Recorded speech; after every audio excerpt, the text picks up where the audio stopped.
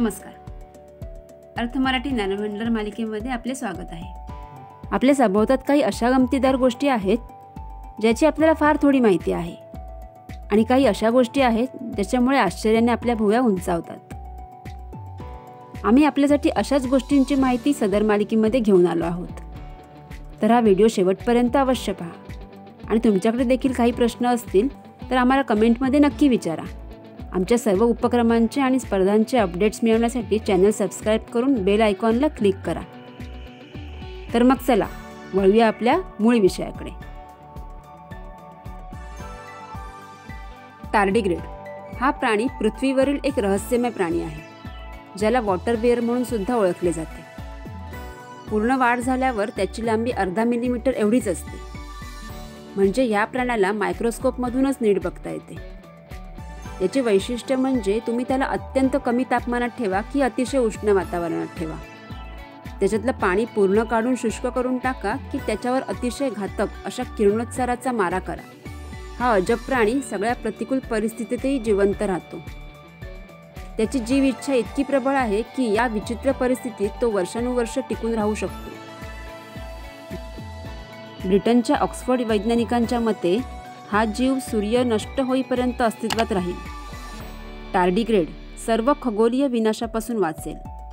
हा मानवजातीच्या तुलनेत कमीत कमी 10 अब्ज वर्ष काळापर्यंत आपले अस्तित्व कायम राखेल असे या वैज्ञानिकांचे मत आहे.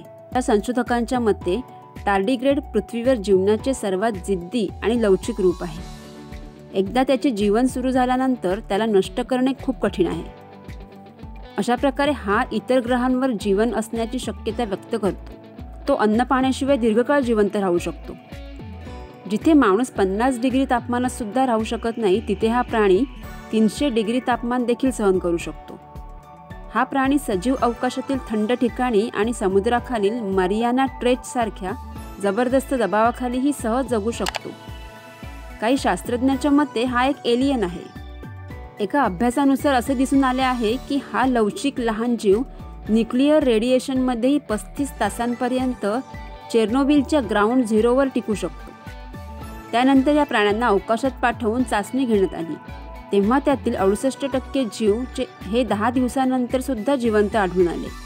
याचे वैशिष्ट्य म्हणजे हा पाण्याशिवाय 10 वर्ष जगू शकतो. स्वतःला 97% पर्यंत आकुंचित करून शरीराच्या ऊर्जेची गरज 99.99% एवढी कमी करू शकतो. शास्त्रज्ञांसाठी टार्डिग्रेड हे एक आव्हान आहे. तो स्वतःला कसा टिकवून ठेवतो हे आपण समजू शकलो तर त्याचा वापर आज ना उद्या आपण निश्चितच करू शकतो. श्वसन किंवा चयापचय सारख्या शारीरिक क्रिया टार्डिग्रेड जवळजवळ 1% इतक्या खालच्या दराला आणू शकतो. कमालीच्या हायबरनेशनमध्ये म्हणजे निष्क्रिय स्थितीमध्ये जाऊन राहू शकतो. मग जगायला योग्य अशी परिस्थिती मिळाली की तो नेहमीच्या स्थितीत येऊन सगळ्या शारीरिक क्रिया पुन्हा सुरळीतपणे सुरू करतो. नेमक्या याच कारणासाठी 2019 साली इस्रायलने बेरशीट मोहिमेत टार्डिग्रेडचा समावेश केला होता. त्यांच्यामधलं पाणी काढून टाकून डिहायड्रेट करून अत्यंत शुष्क झालेले हे जीव एम्बर या पिवळट द्रवात टाकून या मोहिमेत पाठवले होते. चंद्रावर वातावरण नसल्याने सूर्यप्रकाश थेट पृष्ठभागावर येतो.